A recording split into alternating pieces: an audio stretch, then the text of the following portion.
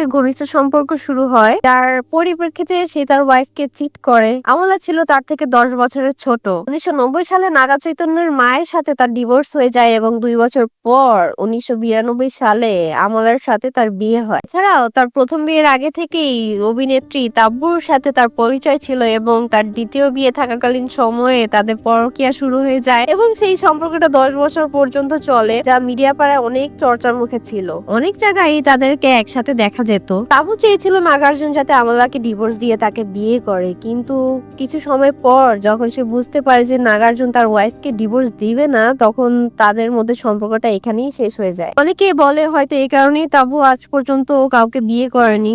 এখন এই কথাটা কতটুকু সত্য সেটা তো সেই বলতে পারবে। সো জীবন মানে ড্রামা। আজকের টপিকের কোন অংশটা সবচেয়ে বেশি আপনাদের মজা লেগেছে কমেন্টে জানাবেন। আর ভিডিও ভালো লাগলে লাইক, শেয়ার আর সাবস্ক্রাইব করতে ভুলবেন না। ধন্যবাদ।